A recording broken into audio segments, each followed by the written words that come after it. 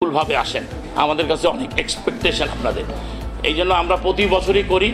এই বছর ইনশাল্লাহ আমরা ফোবানা করব আপনার বাফেলো নাইগ্রা ফলসে, যেখানে ঠিক নাইগ্রা ফলস থেকে 3 মিনিটের দূরত্ব শেরাটন হোটেলে, যেটা কানাডা প্রবাসী এবং ইউএস প্রবাসী সমন্বয়ে আমরা একটা করব।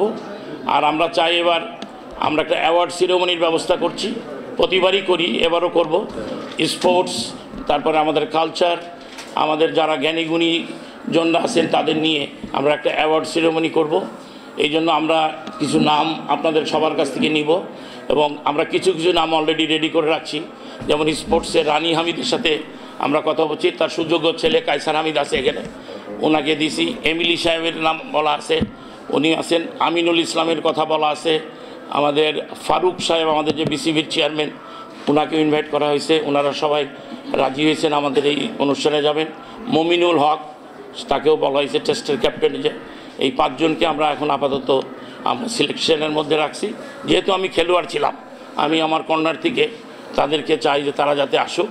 আর খেলাধুলা না হলে আজকে আমি বিদেশে যেতে পারতাম না। এই জন্য আমি খেলাধুলার প্রতি যত প্লেয়ার বা যত সাংবাদিক কানাডা আমেরিকাতে গেছে, আমি ট্রাই করছি তাদেরকে নিয়ে যাওয়ার জন্য।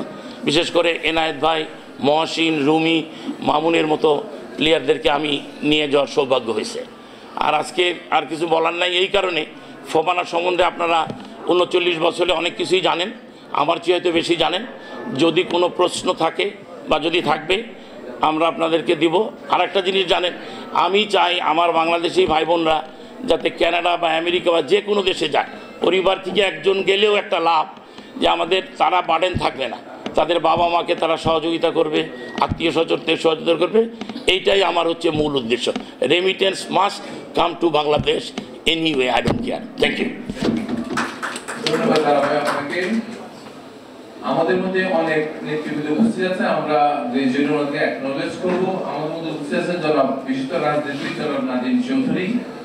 আমি এখন বিনীতভাবে অনুরোধ করব যুক্তরাষ্ট্রের সিনিয়র রাজনীতিবিদ এবং ফোবানা স্টেট কমিটির সিনিয়র সদস্য জনাব জিল্লুর রহমান জিল্লু, ওনাকে অনুরোধ করব সংক্ষিপ্ত বক্তব্য রাখার জন্য।